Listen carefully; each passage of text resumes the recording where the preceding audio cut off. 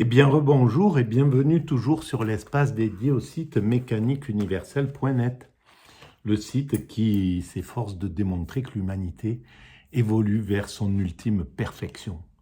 La paix universelle, la fraternité absolue, la fin des frontières, un monde absolument, totalement écologique où l'homme n'a plus aucun impact négatif sur la planète, où l'homme est entièrement pacifié, il ne représente plus du tout de danger pour lui-même et ni pour ses congénères. Donc un monde en paix, dans la sérénité, dans la plénitude. Voilà. Et ça, c'est pour dans quelques siècles. Hein. Voilà, ce type d'évolution. Alors je reprends là où j'ai été interrompu tout à l'heure, l'écoute sur France Culture d'un épisode où François Châtelet parle de la raison, l'histoire de la raison. C'est l'épisode 3 et je relance l'écoute et puis je commente et disons que je m'appuie sur ces audios qui sont superbes avec François Châtelet a une façon d'expliquer les choses qui est très très agréable à entendre. Et puis je fais quelques commentaires en lien avec l'évolution de l'humanité et avec mon site, la mécanique universelle. Donc on relance. Si l'on examine avec précision la structure d'un dialogue platonicien, on s'aperçoit que ce sont de remarquables monuments pédagogiques. On parle du logos, là. Les questions liminaires étant posées et les premières réponses fournies, celui qui représente Platon dans le dialogue, qui est en général Socrate, le plus souvent c'est le nom de Socrate que Platon utilise pour s'exprimer. C'est très intéressant d'ailleurs à réfléchir. En interrogeant chacun de ceux avec qui il parle, il s'attache à vérifier du fait que tout le monde est bien d'accord. Et ainsi, on progresse très lentement.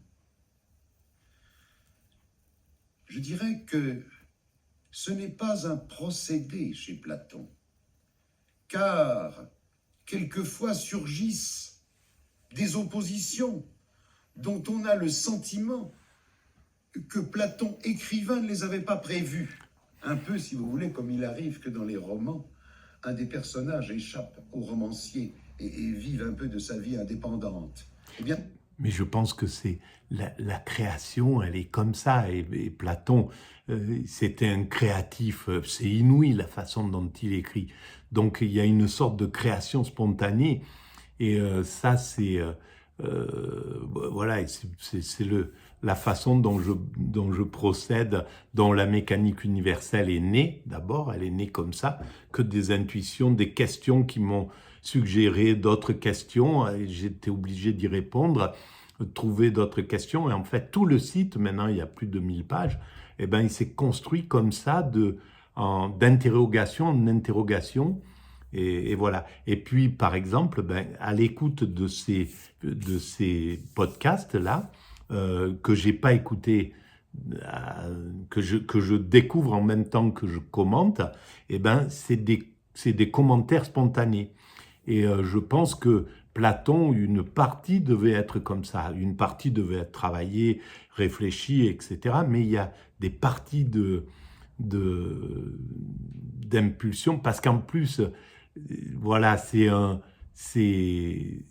les cerveaux en efflorescence, en effervescence, mais en efflorescence qui oblige à penser comme ça.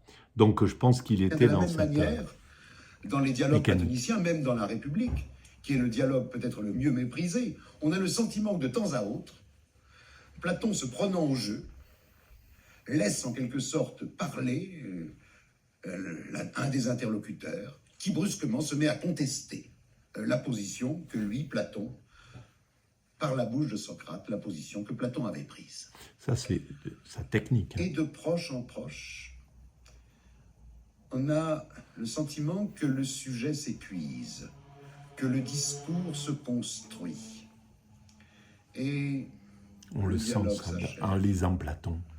lorsque tous les interlocuteurs sont d'accord pour dire qu'on est arrivé à répondre à la question qui était posée au début. Voilà. Alors, il y a cette façon de...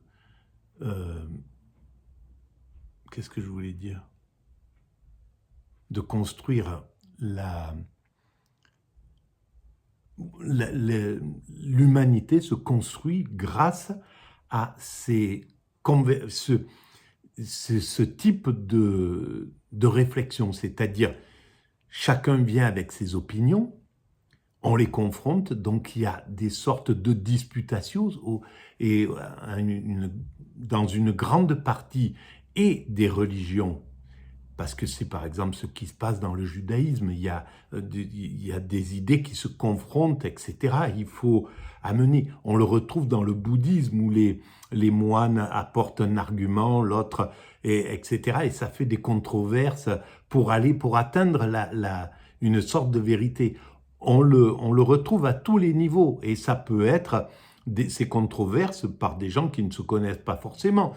Sur le travail de Spinoza, Spinoza critique certains autres philosophes, d'autres philosophes vont critiquer Spinoza, et au final, c'est ce qui fait évoluer la pensée, c'est ce qui a amené l'humanité à ce qu'elle est aujourd'hui. Et c'est magnifique, en fait, d'avoir ce mécanisme à l'intérieur de soi pour progresser.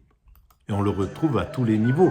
Dans les scientifiques écrivent sur des journaux scientifiques, se lisent entre eux, ça se stimule, etc. Et ça, c'est l'idéal. Sur la justice, lorsqu'on s'interroge sur la piété, lorsqu'on s'interroge sur le plaisir, on renvoie à la conduite, on renvoie au comportement des individus et aussi au comportement de la collectivité. Ce discours platonicien, Aristote va l'appeler une sophia, une sagesse. Et celui qui le tient, Platon lui-même, va l'appeler un philosophos, celui qui, de toutes ses forces, tend amoureusement vers la constitution de cette sagesse. Complètement. Or, dans le mot sophia, que l'on traduit par sagesse, il y a deux dimensions. Il y a une dimension théorique et une dimension pratique. La dimension théorique, c'est précisément ce discours qui provoque l'accord, qui provoque l'assentiment de tous ceux qui l'entendent. Mais il a une dimension pratique.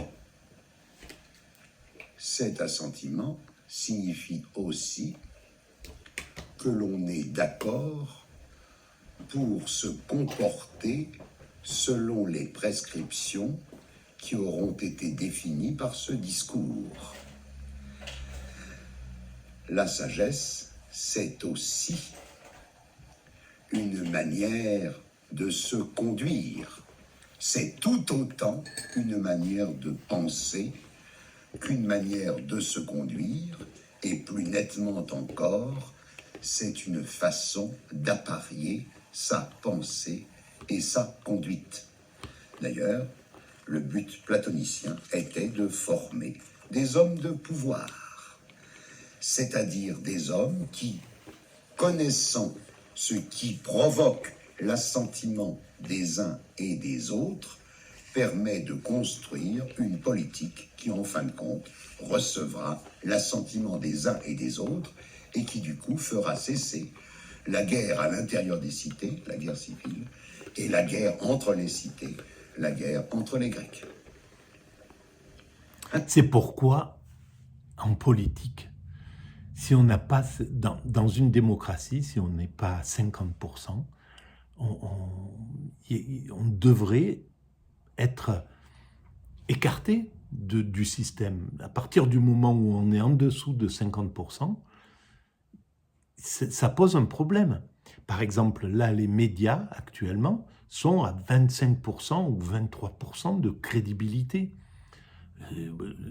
Dans une véritable démocratie, ceux qui parlent dans les médias, donc les journalistes qui sont là, devraient être écartés ou devraient être sommés d'atteindre au minimum 50% pour que ça puisse faire consensus, pour qu'ils servent réellement la totalité du groupe, parce qu'en fait, c'est le groupe qui est important. Et pareil à l'échelle de l'humanité. À l'échelle de l'humanité, le libéralisme qui s'est imposé, là, devrait au moins convenir à 50% de la population de l'humanité. Et si on devrait pouvoir voter pour ça, on y arrivera un jour ou l'autre, hein. L'humanité entière votera pour l'humanité. Elle choisira le modèle d'évolution qu'elle décide, etc., etc. Mais cet assentiment, il est Ainsi fondamental. donc, l'enjeu est considérable.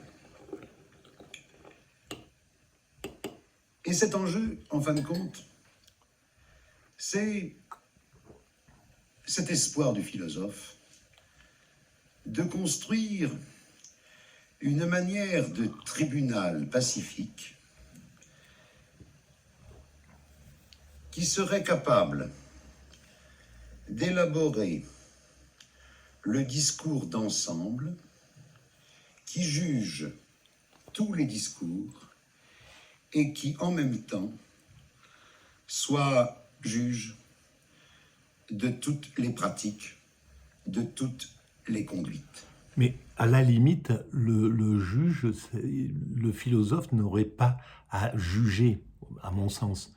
Le consensus se fait tout seul. C'est l'ensemble humain qui dit, voilà, la solution, c'est celle-ci qui fait le plus de consensus, c'est celle qu'on est en train d'élaborer. Alors évidemment, ça peut fonctionner dans une société qui n'est pas manipulée, qui n'est pas, parce que là, par exemple, si on pose la question, est-ce qu'il faut rétablir la peine de mort, ou je ne sais pas, est-ce qu'il faut chasser de tel ou tel groupe humain du pays, eh ben, on va se retrouver avec plus de 50% bientôt de oui, et donc, parce que le peuple n'est pas informé correctement, il est manipulé. Donc, la première des choses pour atteindre une démocratie viable, c'est de sortir de la manipulation, que chaque être humain soit complètement conscient de ce qu'il va dire, de la position qu'il va prendre dans la société, et pas influencé par un groupe qui lui aura fait un bourrage de crâne, un système, etc. L'épreuve à laquelle le fait est soumis, l'épreuve de la signification, c'est aussi la construction du concept. Car le concept, c'est tout simplement, au fond, la structure mentale qui accompagne le développement du discours. Le concept n'a pas d'autre sens que ce développement discursif. Le concept de triangle, c'est cela qui figure d'une manière précise comme pivot de tel énoncé de type mathématique. Le concept de justice, c'est cette structure qui est présente dans le développement d'un discours sur la bonne organisation de la société. Ça, c'est très important. Il faudra attendre la philosophie moderne pour que dans la notion de concept entre l'idée de représentation abstraite. Nous aurons bien sûr l'occasion d'y revenir. Mais en fait, cette représentation, c'est ça qui est vraiment intéressant, c'est que le triangle, il y a différentes formes de triangle, mais il y a une sorte de triangle absolu.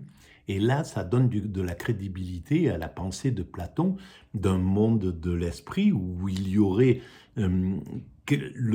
l'absolu des choses, en somme.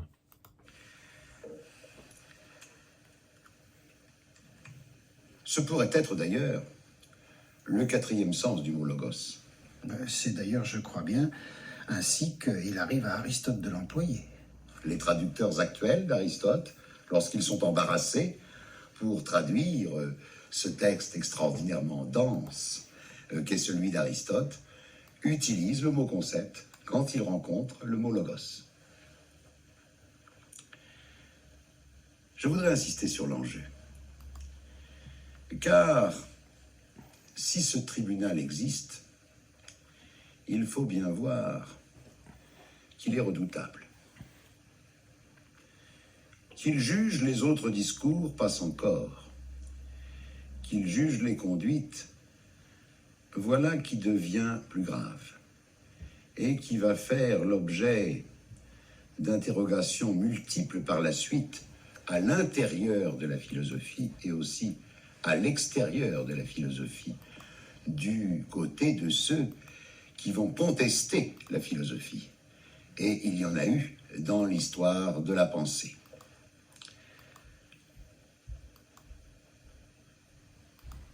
Car enfin, juger des conduites, c'est bien se donner la possibilité de dire en toute certitude et en quelque manière sans appel qui est fou et qui est criminel. Je n'en dis pas plus long pour l'instant. Oui. Est-ce que c'est pas en ce sens que la volonté philosophique pourrait être à la fois exorbitante et dangereuse? Mais avant d'en venir là, il faut marquer... On va arrêter là. Voilà, parce que ça a l'air d'être un autre concept et ça rentrera dans le cadre d'une autre vidéo que je vais faire tout de suite derrière. Voilà, je vous remercie de votre écoute. Alors c'est un peu assuré malheureusement parce que dès que je laisse un peu de temps et que je m'occupe d'autre chose, je perds un peu pied. C'est dommage, il faudrait que je fasse de la philosophie 20 heures sur 24 à peu près, ou 18 heures sur 24, chose qui va un jour finir par arriver, mais et pour ne pas perdre le fil. Voilà, en tout cas, si vous pensez que ça a un peu d'intérêt, ben, je le rabâche toujours, mais vous pouvez mettre des pouces, vous pouvez vous abonner, vous pouvez envoyer le lien à vos amis, vous pouvez laisser des commentaires et vous pouvez aller visiter le site mécaniqueuniverselle.net, le site qui s'efforce de démontrer que l'humanité va vers sa perfection.